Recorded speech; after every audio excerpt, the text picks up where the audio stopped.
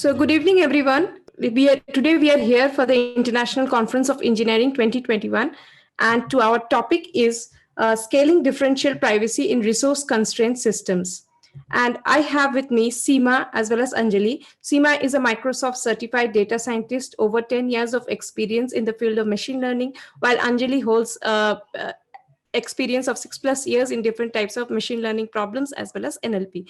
And I'm a Google developer expert in AI and cloud with over 15 years of experience. So let's see what is there in today's agenda.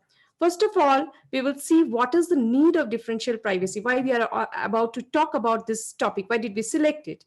Then we will see how do we scale different kinds of differential privacy solutions in different setups. In that context, we will see how differential privacy can be used for scaling location-based services. Then we will see how we can build such differential privacy-based architectures with different building blocks, especially in the context of IoT and resource-constrained systems. Further, we will have a demo with differential privacy on an IoT dataset. We have different kinds of research results, demo results that are put in the appendix. So anybody can refer to that later on. So what are the key takeaways of today's sessions? So first of all, you will get to see what is differential privacy and how we can train such differential private models in the context of IoT dataset with different parameters, hyperparameters, how the research results varies. Next, we will talk about best practices of building differential private solutions. So it is not only architecture, but it is also database design and all this design that is covered in the PPT. We also demonstrate enterprise design architecture of differential privacy in location-based as well as IoT systems. So let's start our topic today, the need for differential privacy. So as we see that we have moved into the COVID world and our dependence on IoT devices has increased, be it for tracking social distancing or to understand which patient is most susceptible to COVID, or be it wearables, or think about retail, production, or supply chain processes. Everywhere we see that in order to minimize human intervention, we have increased our dependence on IoT devices. These devices collect data and they send it to the cloud. And to have that in a private setup, we need differential privacy. So what if we don't have differential privacy? What will happen? So you see that in past, companies and big giants like Facebook has ended up paying $5 billion as fine when their systems have been compromised and attackers have been able to use their systems. Same with giants like Equifax, British Airways, Uber, as well as Marriott. So nobody has been given an exception, and every company who have seen such breach of attacks have ended up paying in millions. So what can we do? So when these companies are building models or we are building models, can we protect our confidential user information? So what are those protected attributes? What are those confidential information? It can come from credit card, age, bank, health information, or location-based information. This need not be revealed to the outside world. And where from this come from? They can be in terms of direct identifiers, name, address, or indirect identifiers like database, date of birth, zip, country, location, zip code, or data linked to multiple individuals, or data not linked to any individual. That can be census data as well as weather data. So even when models are trained, so such kind of data should be protected. But what has happened if in the past we see that what are the breaches that have happened? So companies like Strava's fitness tracker or AOL search log or the AOL insurance company, many have seen such breaches. But the most important what we can talk about is the Netflix and IMDb's linking attacks. So what has happened is the confidential information available from Netflix have been linked with the IMDb ratings data, the movie ratings data, and the attackers have been able to hack the confidential information. Same with we see with data anonymization attacks on NYC taxi data. So in NYC taxi data, celebrities' location information have been linked with their personal confidential information, and that has been leaked to the hands of the attackers. So it is not that we build differential privacy, but we have to see that we build in terms of apps and scale it to larger distributed systems. Now, let us first take a look what is differential privacy. So, differential privacy is a kind of privacy for data anonymization that helps to build a rather robust ML model, and that is resilient to adaptive attacks. And we can build such models and quantify in terms of a privacy budget that is called the epsilon. So here, if you see, if you have two different data sets that varies in terms of a single data record, then their ratio of of the predicted outcome should be less than e to the power epsilon. But it may be quite a lot of jargons I have been talking, but just keep in mind that e to the power epsilon, e to the power a small term, that should be a very, very small term. So the two data sets should be indistinguishable when their outputs are predicted. And that's the norm, that is the amount of noise that we are adding in two different data sets. So let's see, how do we build and scale such systems? So these two figures you have seen that we have talked about, the single individual, this is a woman, this is a man, this is a boy. So they are almost similar, but a single record is different. So when we build such distributed differential private models, we have to depend upon big data pipeline, be it Apache Spark. And when we build that, we are not only taking care of differential privacy, we have to ensure end-to-end privacy, be it database, be it ACL rules, be it privacy budget checks, and be it how we are architecting our pipeline in terms of data compression and how this data compression is happening, and are we also protecting those data while we have the ingestion pipeline. So once we have those in place and we build here, you see the data obfuscation and protection using either Laplacian or Gaussian noise, and then we have the differential private models which are predicted. But here our task doesn't end, because we should be able to reconstruct the data, because only the data scientists or the developers who are building, their task doesn't end. They should know that how to reverse back the model if we have to do some auditing purpose. So we should be able to reconstruct the data, and that should flow in a feedback loop so as to have an improved model accuracy.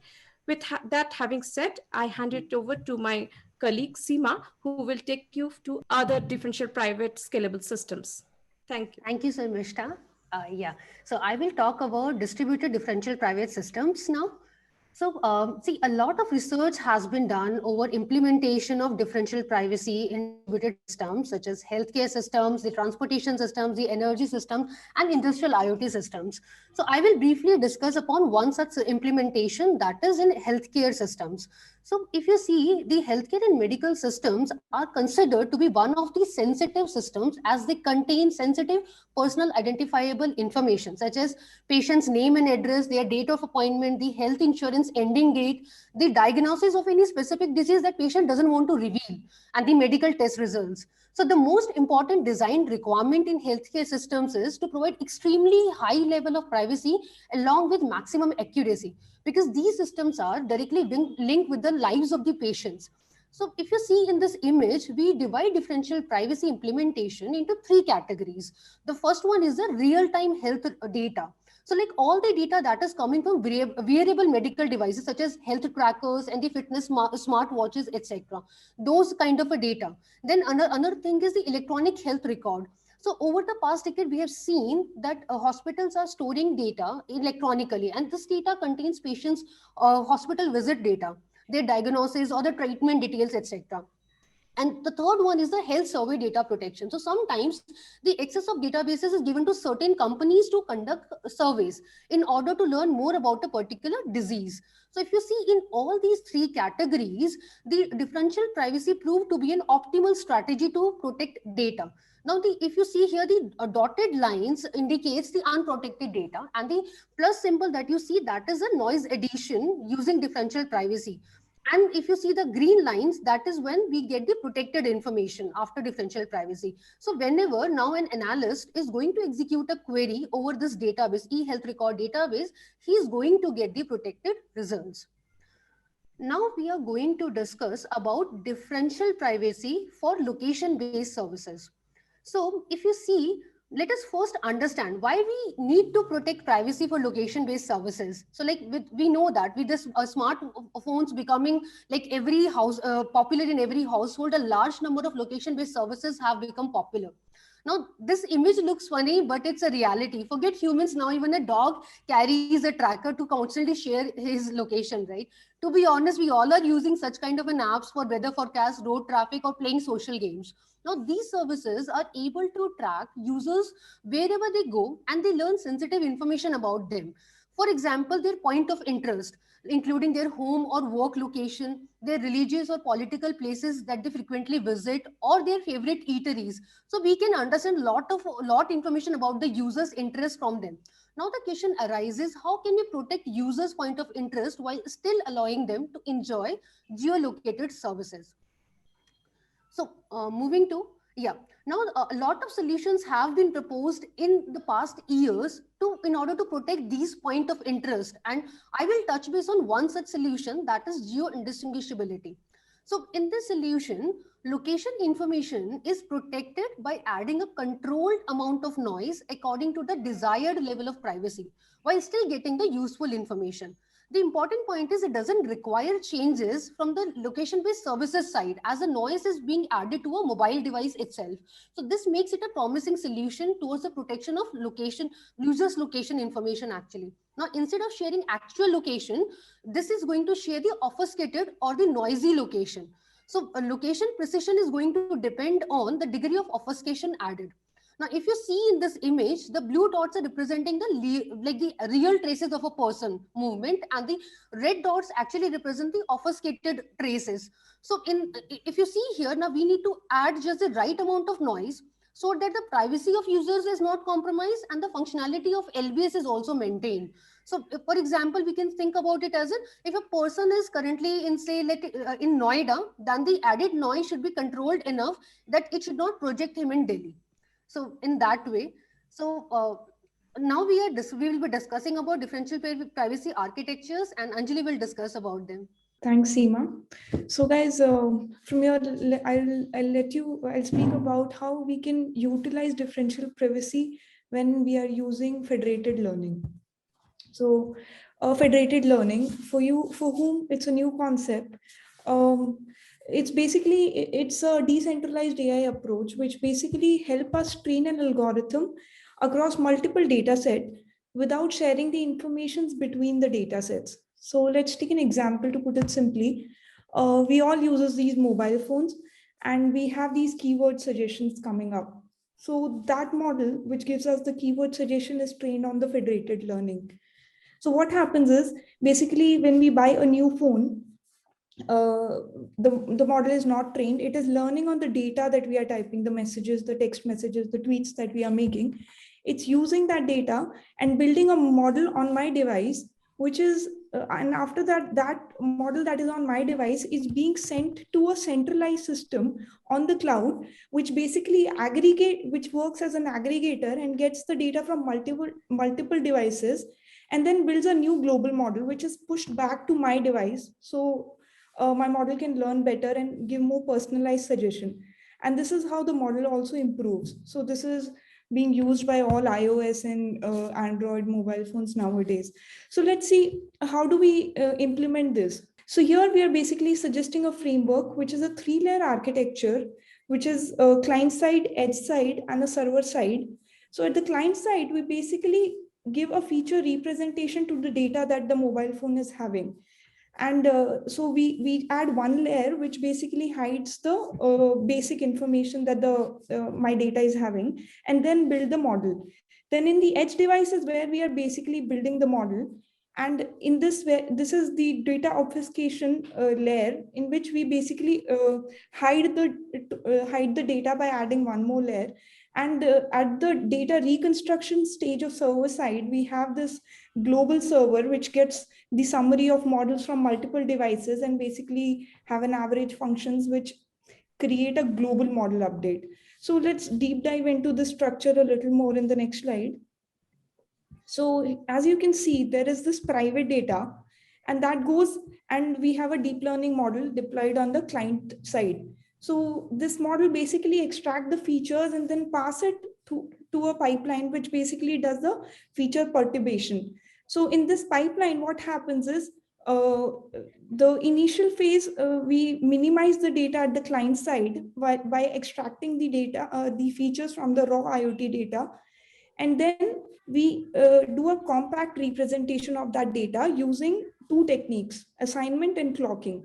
So at the assignment stage, what happens is any attribute within the data set is anonymized to a k-bit string using some hash functions. The output is called F.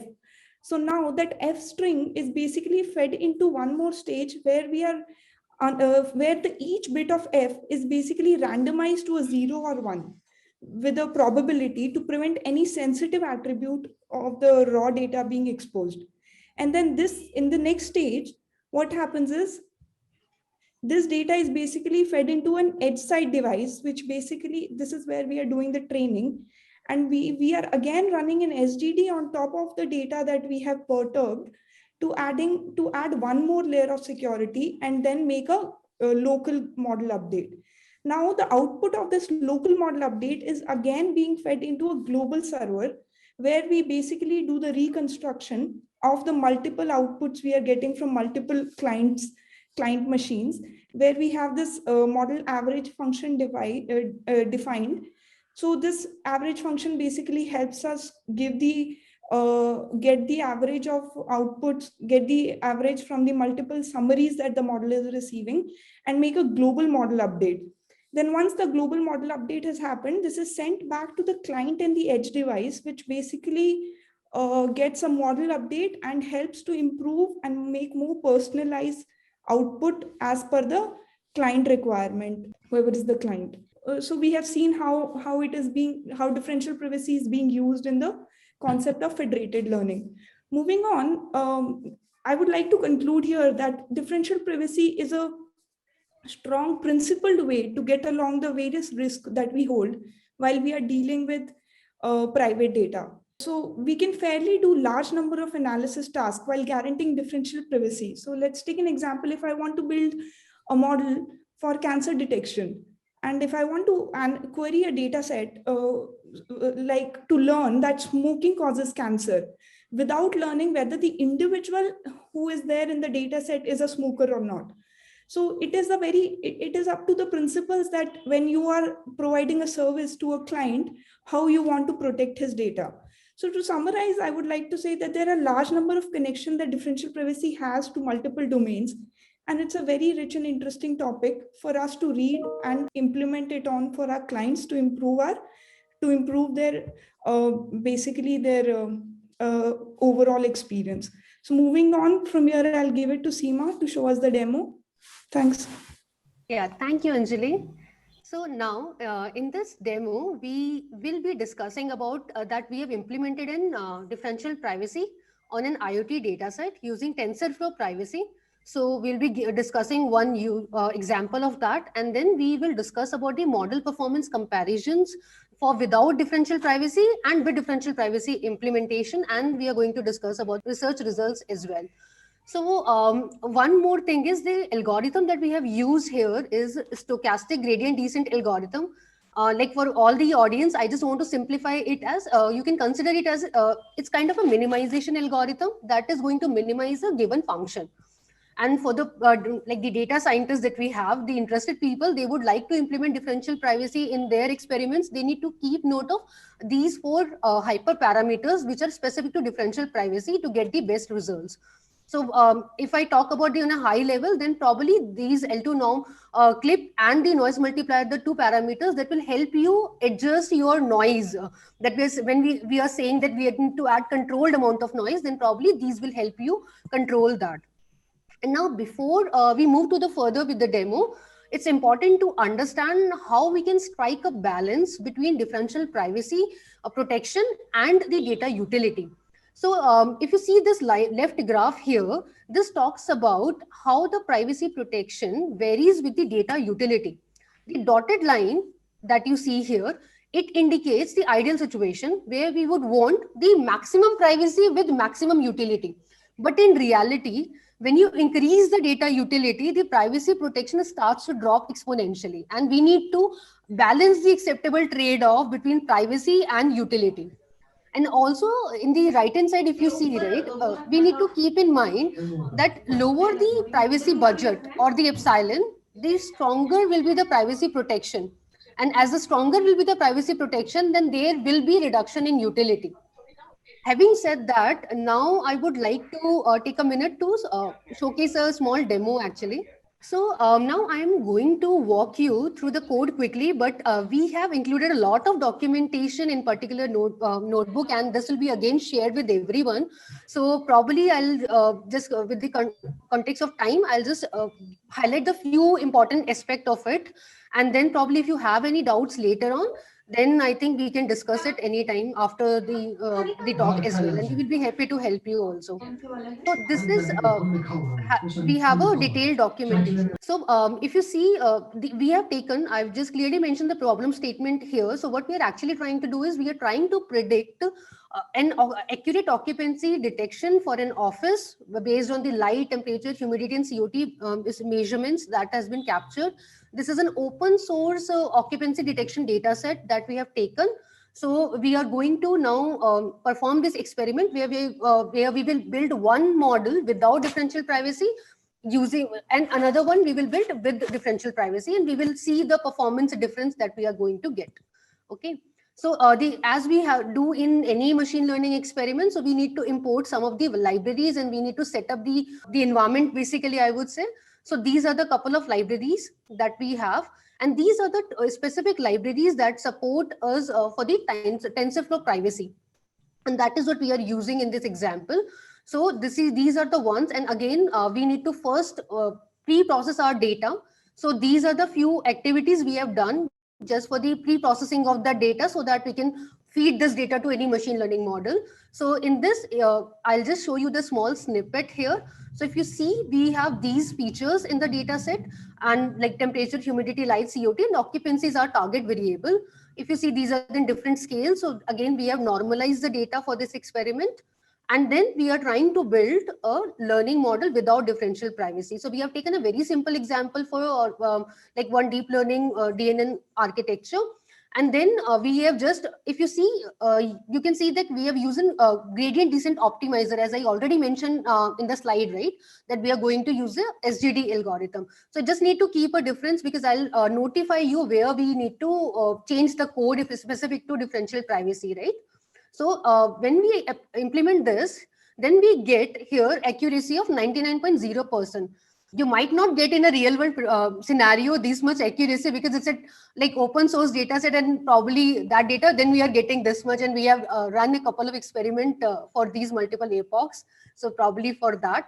And then once we implement the differential privacy in the second experiment, and if you see here, we are now using DP gradient descent Gaussian optimizer. So these are the additional parameters that we have shown you in the slide. We have catered here. And these are the new change of code that we need to incorporate.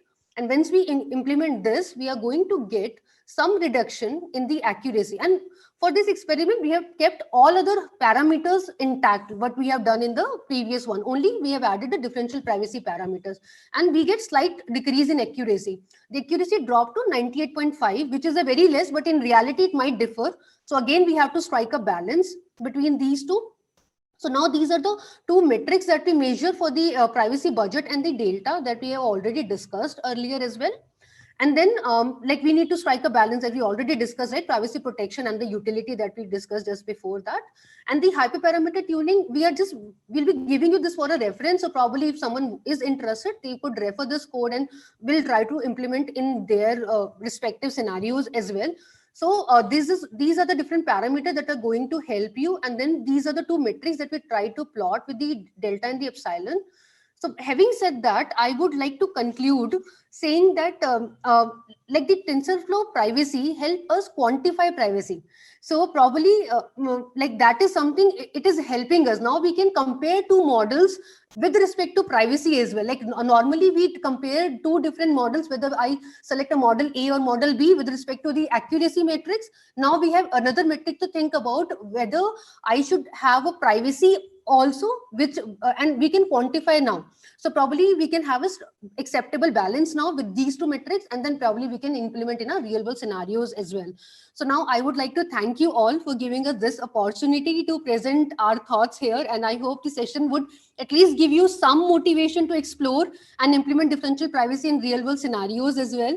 And now I think we would like to take questions as well. Also, as Sarmishta mentioned, I think in these slides we have also showcasing our appendix section. In this section, you will see different detailed architecture specific to machine learning. We have not included as part of our session because then it will be much more complicated. So keeping it simple, we have added all those architecture in appendix section. So people who are interested can definitely refer to that as well. Wonderful. I think it was a bit intriguing, scaring, fun kind of a presentation. Thanks, Sushal. Thank you so much. So panel is open for questions. Everyone feel free to type it in, chime in. Do we have use cases for clients on this that we take out? I think currently no, Vishal. Like probably I think we have not implemented as of now, but I think this is some area we would definitely like to implement.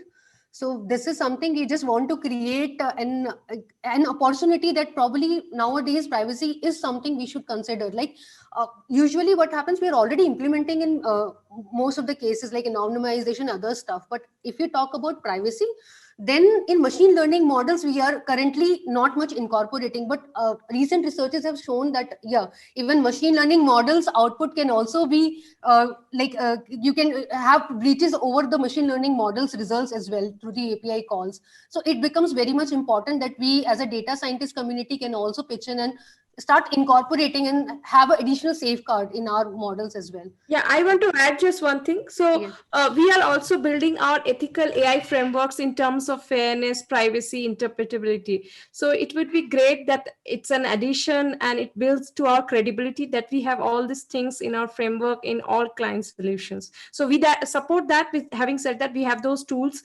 incorporated in Bodhi, as Abhishek has explained, right? So many of those tools, what if tools, analysis tools are in place in Bodhi, and some of our projects with differential privacy, which we had done with interns, are also in Bodhi. So it's just not about a single solution, it's end-to-end as how do we provide this solution to either in client framework or as a separate solution, which they can call and get it. Interesting. I have one question more. So what's the most challenging aspect during this exploration? Framework availability, computations, research availability. What has been your most challenging aspect for you? Yeah, so I feel when we did for federated learning, so finding the kind set of framework which emulates the models for federated learning. Otherwise, we have done our own simulation, right? Breaking up the data in different parts in terms of modeling the client. So there's we couldn't find a proper simulation framework which will actually emulate different IoT devices. And then we see that if we change different values of the clients, how do we gather the data from the client in terms of clusters or whatever it is, group the clients and get the data, retrieve the data and apply differential privacy. If there has been any simulation framework, that would have helped. Sure. Great. I think that question was from Abhishek, and Abhishek, you want to know more, you have the panel here and we can stay in touch with them. Great. This was very helpful. Sharmishta, Seema, Anjali, thank you so much for a great presentation, sharing your research work with the group here. Thank have you, a wonderful rest of the evening.